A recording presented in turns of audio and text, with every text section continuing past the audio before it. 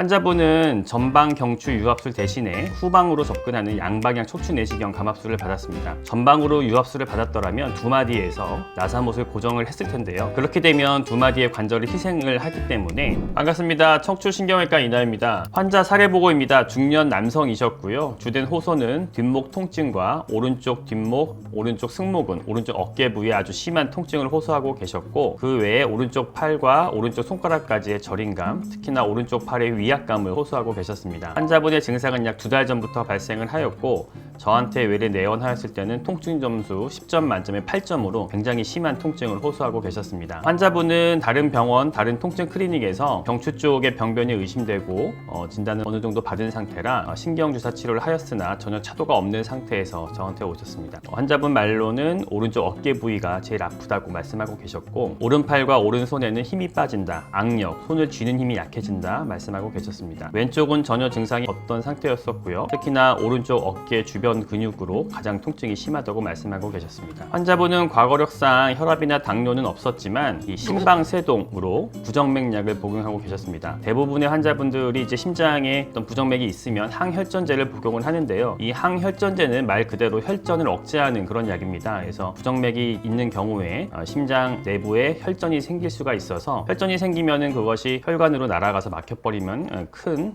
위험이 발생하기 때문에 예방적으로 항혈전제를 복용을 하는데, 이러한 약을 복용하고 계신 분들은 척추 수술을 할 때 상당히 위험성이 있습니다. 척추 수술은 일반적으로 우리가 절개를 통해서 수술을 하는 경우가 많은데, 그런 경우에 피가 좀 나게 되죠. 항혈전제를 복용하고 있으면 이 지혈이 잘 되지 않기 때문에 출혈이 좀 많이 날 수 있는 그런 위험성이 있습니다. 환자분은 이학적 검사상 근력이 오른쪽이 왼쪽에 비해서 약 4단계 정도로 왼쪽에 비해서 감소된 소견 보이고 계셨고, 또한 오른쪽 경추 신경 6번과 7번 신경지 쪽으로 감각 저하 소견 또한 보이고 있었습니다. 수술 전 경추 MRI 사진입니다. 시상 단면을 먼저 보시면 5번과 6번, 6번과 7번 마디에서 오른쪽 추간공 부위에서 신경이 빠져나가는 부위가 좁아진 것이 관찰되고 있습니다. 아래쪽에 추간공을 보면 이렇게 하얗게 열려 있는 게 정상 소견인데, 이 두 개의 구멍은 좁아져 가지고 이제 어두운 색으로 보이고 있는 거죠. 단면도를 보시면은 5, 6번, 6, 7번 오른쪽 동그라미 안쪽 영역인데요. 이 신경이 빠져나가는 추간공이 왼쪽에 비해서 상당히 좁아진 것이 관찰되고 있습니다. 이렇게 신경이 빠져나가는 길이 막혀 있기 때문에 이 구멍에서 6번과 7번 신경이 눌려서 환자분의 증상이 발생된 것으로 말씀드릴 수 있습니다. 환자분께 설명을 드리고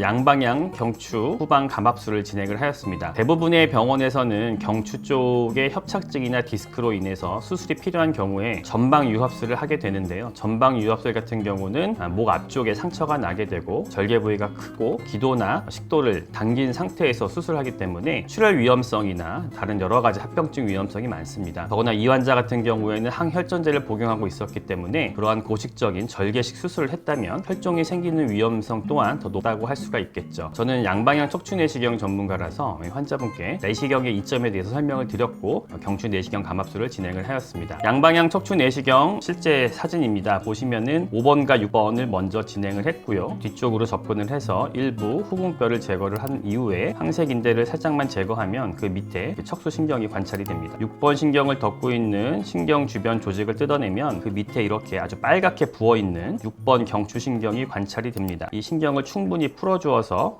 감압을 완료를 하였습니다. 이어서 6번, 7번도 바로 진행을 하였습니다. 마찬가지로 6번, 7번 뼈를 찾아내고 일부 뼈를 갈아낸 이후에 황색 인대를 약간 제거한 후 그 아래쪽으로 눌리고 있는 7번 신경을 찾아내었습니다. 신경이 많이 부어있고 혈관이 과형성된 것이 관찰되고 있습니다. 이러한 수술 도구를 이용해서 이 현재의 해부학적 구조를 확인해서 신경이 완전히 바깥쪽까지 나가는 길목이 다 풀렸는지 확인을 한 이후에 수술을 마칠 수가 있습니다. 이 사진이 내시경 마지막 사진인데요. 6번 신경과 7번 신경 두 군데를 모두 감압을 한 사진입니다. 수술 후 MRI입니다. 수술 전과 비교해 보았을 때 5번, 6번과 6번, 7번 오른쪽에 신경이 빠져나가는 추간공이 저명하게 공간이 확대되어서 더 이상 6번 신경과 7번 신경이 눌리지 않고 이 길목이 확장된 것이 것이 관찰이 됩니다. 내시경으로 접근을 하였기 때문에 이 뒤쪽에 있는 근육에 손상이 전혀 없이 아주 온전한 상태가 보이죠. 내시경의 장점은 이렇게 구멍을 뚫고 접근을 해서 병변만 확실하게 제거할 수 있다는 장점이 있습니다. 따라서 근육이나 이런 손상이 없기 때문에 출혈 위험성도 당연히 감소하게 될 수밖에 없습니다. 수술 후 경과입니다. 환자분은 전신 마취로 진행을 하였고요. 수술 후 6시간 안정하신 뒤에 보행, 거동을 시작하였습니다. 수술 직후 극심했던 오른쪽 어깨 주변의 통증이 저명하게 나아지셨고요. 수술 후 3일째 컨디션도 많이 좋아지고 일상생활에 지장이 전혀 없어서 퇴원하였습니다. 환자분은 수술 후 한 달째 제 외래에 오셨고 환자분 말씀은 이제 통증은 많이 호전되었다. 한 번씩 오른팔에 위압감이 들 때가 있으나 이 부분도 수술 전에 비하면 많이 나아졌다고 말씀하고 계셨고요. 수술 후 2달째 제 외래에 한 번 더 오셨습니다. 그때 하신 말씀은 오른팔의 힘이 더 나아졌다. 뒷목 수술 부위 주변으로만 좀 뻐근함이 있다. 통증은 이제 거의 없다라고 말씀하셨습니다. 환자분은 전방 경추 유압술 대신에 후방으로 접근하는 양방향 척추 내시경 감압술을 받았습니다. 전방으로 유압술을 받았더라면 두 마디에서 나사못을 고정을 했을 텐데요. 그렇게 되면 두 마디의 관절을 희생을 하기 때문에 5년, 10년 뒤에 주변 마디가 또 망가지는 가능성이 있습니다. 반면에 양방향 척추 내시경 감압술은 뒤쪽으로 접근해서 관절을 보존하고 병변만 제거할 수가 있기 때문에 불필요한 나사못이나 이런 것들의 삽입이 필요 없고 또한 절개 부위가 굉장히 작죠. 피도 거의 안 나기 때문에 이 환자처럼 항혈전제를 복용하고 있어도 별다른 출혈의 위협 없이 우리가 안전하게 수술을 진행할 수 있다는 장점이 있습니다. 오늘 준비한 사례는 여기까지입니다. 오늘 사례가 도움이 되었나요? 도움이 되었으면 이 영상을 주변에 공유해 주세요. 여러분이 공유해 주시면 치료는 제가 하겠습니다.